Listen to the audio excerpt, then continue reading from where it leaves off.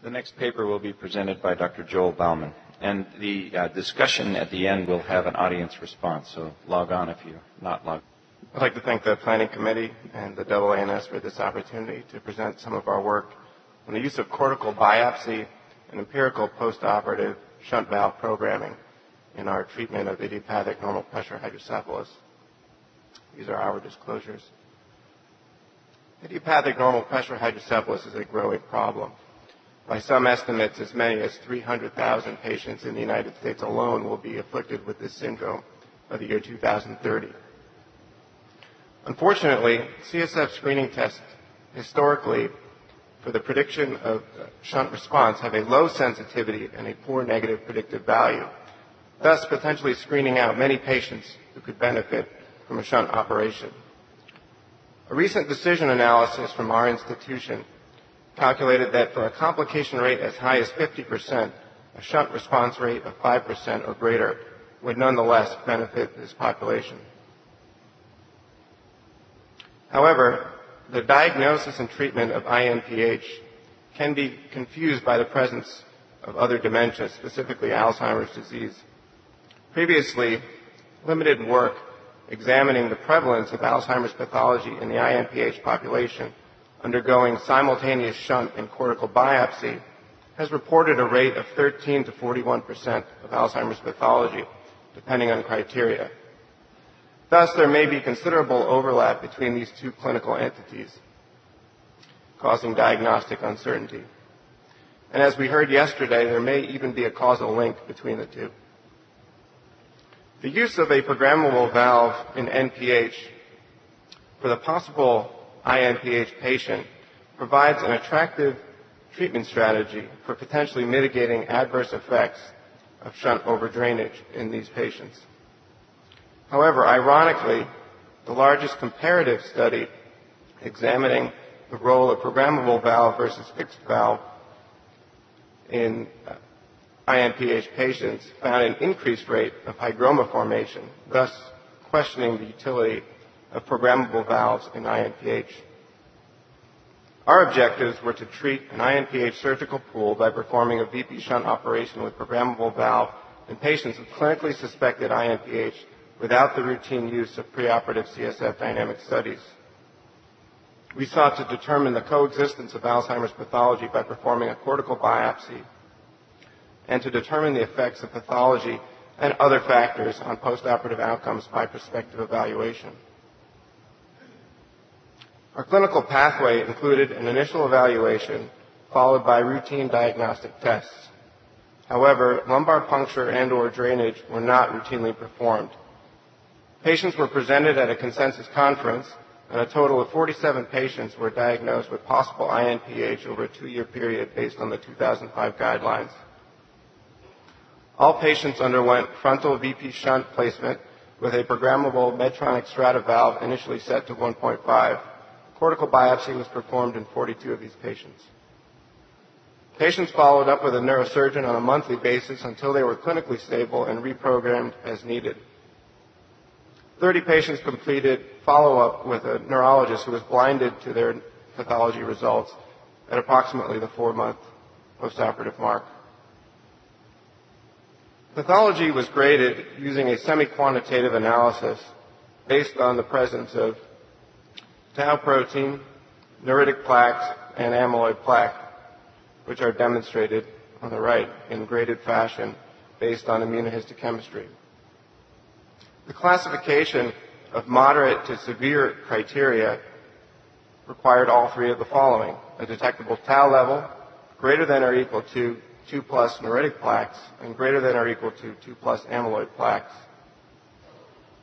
Clinical outcomes were graded on a total NPH scale, which was comprised of 3 subscales measuring gait, cognition, and sphincter function.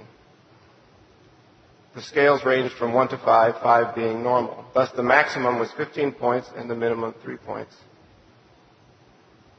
We operationally defined improvement or shunt response based on the responses to a survey administered to a representative subset of patients prior to surgery. Based on their NPH scale, 82% of patients indicated that a 2-point improvement or greater would be worth a shunt operation, whereas only 41% of patients felt that an improvement of 1 point on their NPH scale would be worthwhile. Thus, 2 points was used as our cutoff for analysis of improvement. 29 male and 18 female patients underwent surgery with a mean age of 74.5 years. All patients had greater than or equal to 1 year of surgical follow-up, and 30 patients completed a comprehensive blinded neurology follow-up, which included the NPH scale, typically performed at 4 months. 20 patients also completed extended follow-up at 1 year time with a neurologist.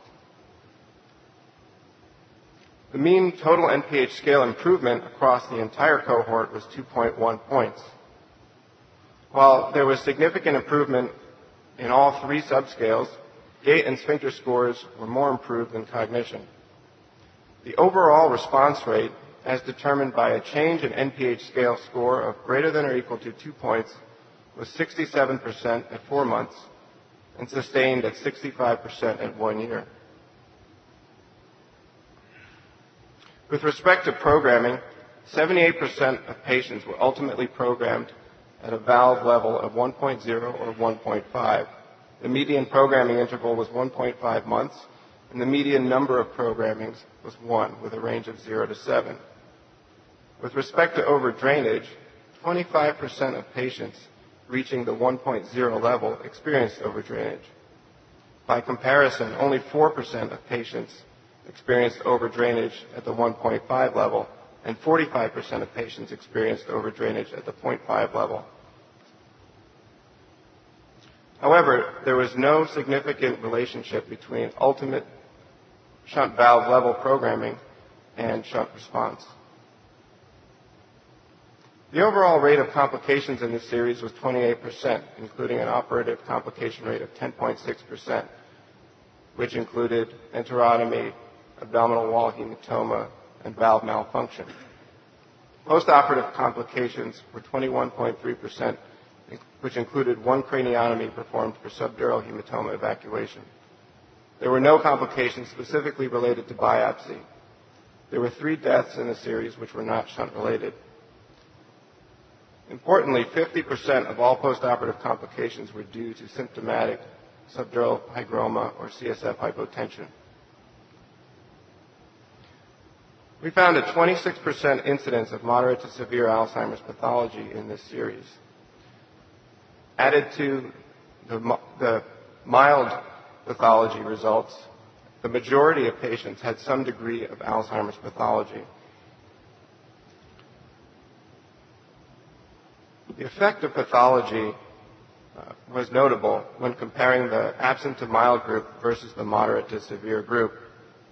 On the graph at the right, while the absent to mild group had a postoperative complication rate of just 13%, the moderate to severe group had a complication rate of 45%, which was statistically significant. Looking at shunt response, while the absent to mild group had a shunt response rate of 82%, the moderate to severe group had a shunt response rate of just 25%, which was also statistically significant. In addition, pathology severity also played a role in the programming course and number of programmings of these patients. On the left, while the absent to mild group was nearly completely programmed at the 4-month lead-in interval, the moderate to severe group lagged behind at this time. This difference is likely due to additional programmings that were being performed on non-responsive patients to dial them down to lower opening valve pressures. However, despite these reprogramming attempts, there was no significant improvement noted after the 4-month lead-in interval. The graph on the right demonstrates the much wider range of programming that were required for the moderate to severe group versus the absent to mild group, which was routinely programmed between 1 to 2 months. Due to the potential confounding nature of Alzheimer's disease pathology in this study, we performed a multivariate analysis using logistic regression.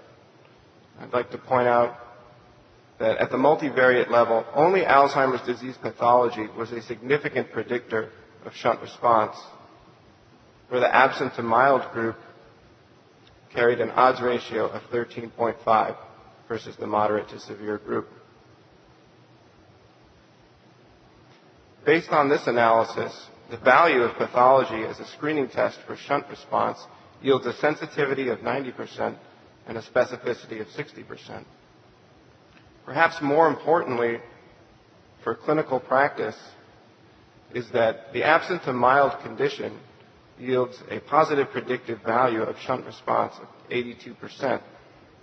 Conversely, the moderate to severe pathology condition yields a prediction of shunt non-response of 75%. In other words, the negative predictive value. In conclusion, we have demonstrated that a limited setting programmable valve can be used effectively in an INPH population without the routine use of preoperative dynamic CSF screening tests.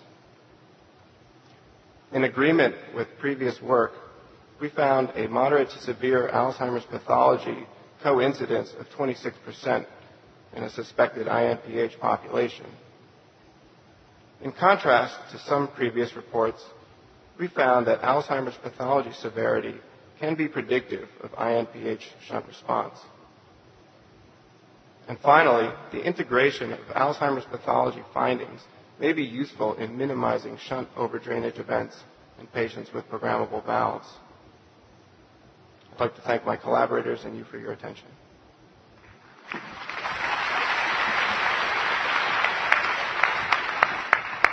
Now this paper will be discussed by Dr. Gail Rosseau and have your response programmed.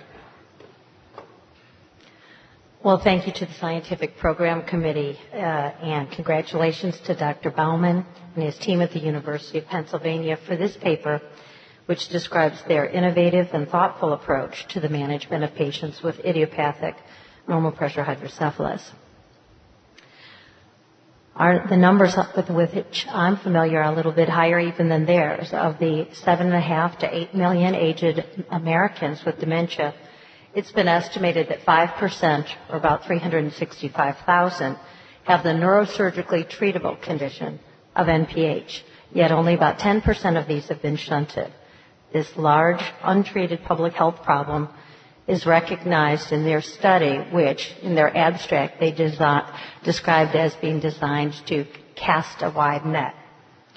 So just to briefly review, the purpose of their study was to streamline decision-making in the surgical treatment of eligible patients by placing shunts without the use of invasive dynamic CSF shunting, CSF procedures, to take advantage of programmable shunt technology by the rapid serial and empiric shunt reprogramming to maximal therapeutic effect, and to address the frequency and significance of coexistent Alzheimer's disease via cortical biopsy in the shunted population.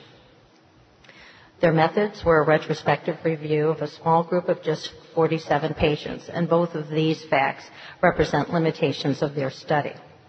The use of one valve, one surgeon and surgical technique, standard diagnostic criteria and initial valve settings, and the use of an independent and blinded neurologist who is blinded to those biopsy results aid in allowing us to draw conclusions from their management strategy. So they analyzed the results for the first year, and the study is limited by their short-term follow-up. They defined responders and found that 65% responded at 1 year, most by 4 months, and that the most improved symptoms were gait and bladder control.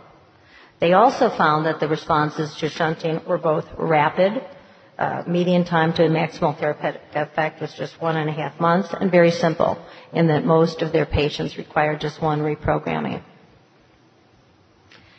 So in an overall management complication rate of 28%, they documented a 10.6% surgical complication rate with, interestingly, no complications related to the biopsy itself. But complications from both surgery and overdrainage were more significant in the Alzheimer's disease population, hence the interest in performing the biopsy. And in regard to Alzheimer's disease, they observed that it coexisted with NPH in 26% of their patients, and that patients with mild Alzheimer's disease responded as well to shunting as those without the disease.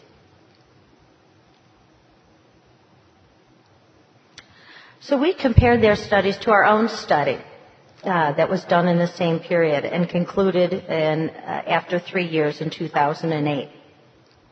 This 3-year study looked at patients who demonstrated a positive response to a 3-day trial of lumbar drainage, and we observed a similar complication rate, just a little above theirs actually, of 11.8%, and good results at 1 year in 81%.